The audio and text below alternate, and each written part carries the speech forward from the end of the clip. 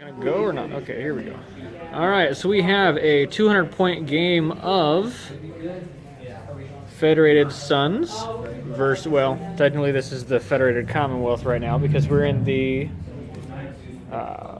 clan invasion. So this is the Fed Suns 200-point list. They're all skill 4. We have a Valkyrie, a Wasp, a Commando, a Phoenix Hawk, a Centurion, a Kintaro, a Hatchet Man, and an Orion. Don't hate me on the paint schemes, they're not done yet. Clan Jade Falcon is bringing a Summoner B at skill 3, an Adder A at skill 3, a Black Lantern D at skill 3, a Kit Fox D at skill 3, and a Kit Fox D also at skill 3. So that is we decided that was a Fire Lance star versus two, I think they're Battle Lances, I'll check here in a minute, of Federated Commonwealth. Davion half. And this is our very terrain heavy board because we like playing on terrain. It's fun for us. So yeah, here we go. Alright, beginning of turn, this is the end of turn 1. The Davions all sprinted forward to cover, except for the Orion, who's like chilling out in the water because he couldn't get far enough. But all the Jade Falcon moved forward. The Black Lantern and the Summoner Bravo took shots at the Orion. Needed 8s and 10s, both rolled 3s, came up short. Hopefully this time the Jade Falcons will remember which one of them is the sniper, or which one of the 5 of them, or 2 of them are snipers. So yeah, there we go. Time for turn 2. Alright, so in the turn that the Federated Commonwealth wins initiative, nobody does a lot of damage, but we're in good positioning. The Hatchet Man sprinted, the Wasp sprinted, everybody else just moved forward a little bit. However, 2 of my 8 mechs have been narked. The Valkyrie has been narked, and so has the Hatchet Man. The Centurion was the only one on the Davion side to land his hit, but he did full damage. The second Kit Fox, the one who's not a sniper, landed his hits on the Hatchet Man, and we're doing variable damage this game. So Narc is a +1, so we're just adding 1 to the pool. If you agree or disagree, go ahead and comment in the comment section below. And yeah, now we'll continue to turn. The only reason you did that crazy all right, so that I would kill it. So the Davion player wins initiative again, but loses the Wasp and the Hatchet Man in the process. Nobody else gets narked this turn. The Phoenix Hawk took 1 point of damage from the Summoner. The Wasp died to fire by the Black Lantern. The Hatchet Man died by fire from the Adder. These 4 mechs tried to shoot at the Adder, only producing 1 point of damage. The Phoenix Hawk did 2 points to the Black Lantern. The Wasp did 2 points to the Summoner, and the Commando came up short. So now we'll see how turn 4 works, or turn 4 turns out for us. Alright, so Davion won initiative again. It doesn't seem to be helping, except for positioning. So the Summoner had no one to shoot at because the Phoenix Hawk is out of arc and nobody else is in his field of vision. The Black Lantern landed 3 points on the Orion, or somebody did. I don't remember who. That Puma took fire from 4 different mechs. These 4 mechs again still didn't take any damage. I chose to have the Valkyrie shoot at the Adder instead of the Kit Fox in front of him. It was I had to use 6s to hit the Kit Fox, 8s to hit the Adder. The difference was 1 point of damage, so I chose to try to do more damage. I probably should have tried to hit the Kit Fox. The Commando landed hits on the Black Laner, stripped the rest of his external armor. The Phoenix Hawk landed 3 damage onto the Summoner. And the Valkyrie took 4 points of damage and died. So this turn, the Valkyrie the Valkyrie and the Orion took damage. Valkyrie took 4, Orion took 3. And we didn't do enough damage in return. So yeah, that's how this worked. One thing I failed to mention is that both of the lances for the Federated Commonwealth qualified as battle lances due to size and or other things. They used up all of their rerolls this turn. The heavier lance legitimately used up all of its rerolls and came up with nothing for damage. 2 of the mechs overheated, the Kintaro did, and the Orion, but the Orion is standing in water, so he dissipated that 1 point of heat. And these guys had 1 point left because both the Phoenix Hawk and Commando actually landed hits, and the Valkyrie failed. The Wasp was dead, so I didn't have the other one to try to use. Alright. You got initiative this turn, didn't you? I did have Okay, so Jade Falcon has initiative for this turn, which is fitting because I still did nothing, and I lost another mech. So yeah, that's a thing. So this Kit Fox moved into short range and out of arc for the Kintaro. The Summoner is chasing a mech just a little bit bigger than half his size, even though he shot at the Orion in the rear instead. Lost the Commando over there. So the Commando did 1 point of damage to the Adder. Is that all I did? He did 1 point of damage. 1 point of damage to the Adder, which is going to make him run.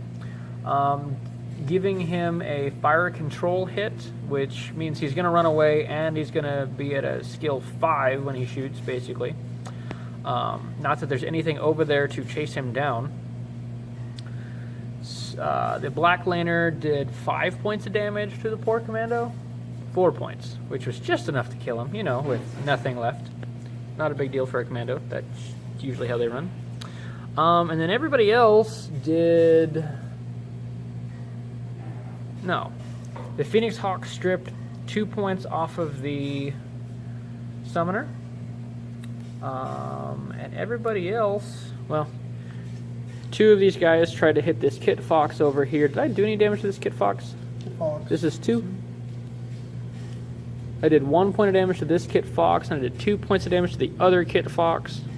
So, we've done a little bit, but not enough, because they're still functioning, with one exception. And it's only taken 4 of my mechs dead to get that done. So yeah, let's see how turn 5 goes. A little bit.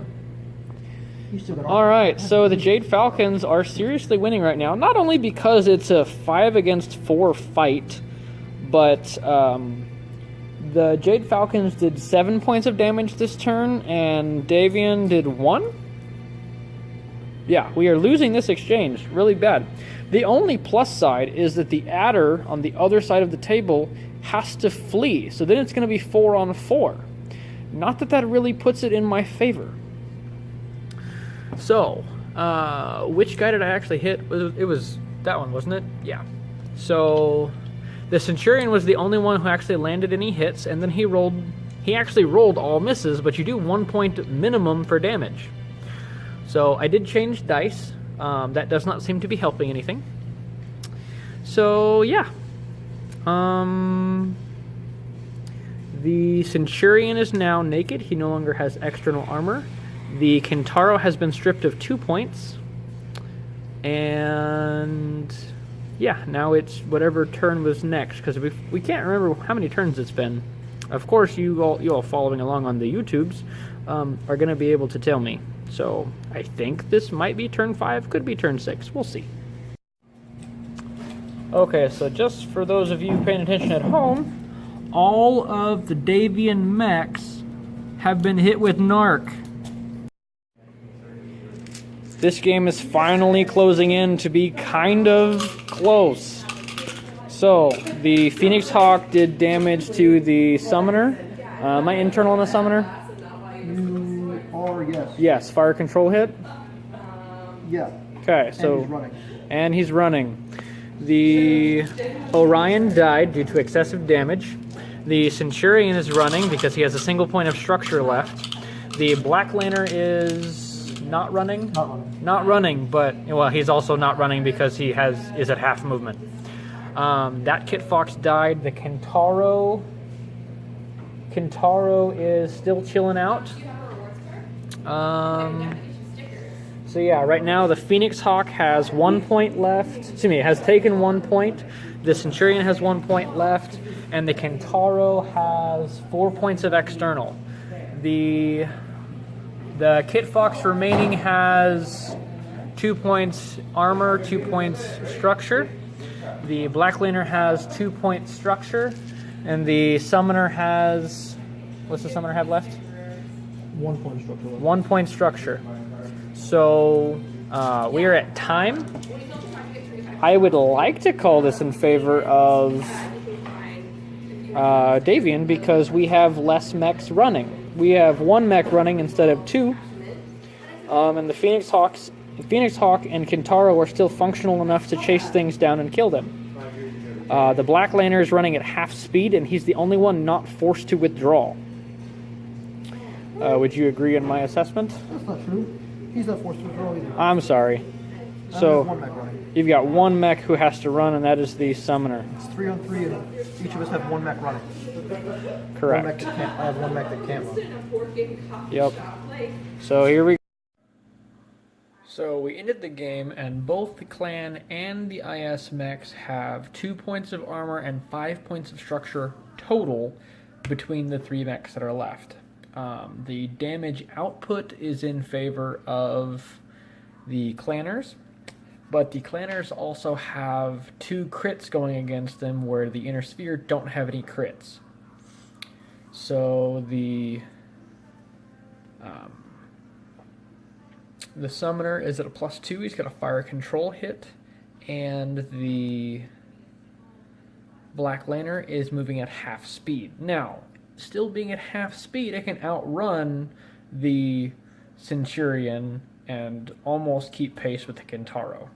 So, that being said, I think I'm going to have to give the edge to the Falcons. As much as it pains me, I think they would be able to pull this off better than the Davion mechs.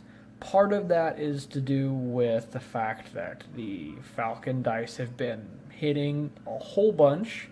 They also have narc on everything, and the Davion dice have been coming up cold often for this game. So I think I'm going to have to give it in favor of Falcons. If you have an opinion that agrees or disagrees, go ahead and leave that in the comments. Yeah, this was a lot of fun. I got to play with my friend. This is the first time we've tried variable damage, and we did it through the companion. So whenever you roll a success, you do a minimum of 1 point of damage, and you roll a d6 for each point of damage. On a 3-up, you deal damage. That being said, if you only get 1 point through, then you do your 1 point. So example is that Black Lantern, he does 5 points of damage at short range. So he's gonna, if he rolls a successful hit, he's gonna roll 5d6, so 5 6-sided dice, and on every 3 or better, he deals a point of damage. Now, if he gets 0 to 1 3-ups, then he still does the 1 point of damage. But as soon as they get 2 or more, that's whenever they actually deal more than 1 point of damage. So it's going to be, on a successful hit, he's going to deal between 1 point and 5 points. So that was a lot of fun. We will probably do variable damage again. I'm going to try to get him to do a more classic Battletech version of it so that it's not an all or nothing hit like Alpha Strike is, but you're actually rolling to see if it's a little bit different. You convert the to hit number into, the to hit number on 2d6 into a to hit number on a 1d6. So on an 11 or 12, you have to roll a 6 on the d6 to be able to hit.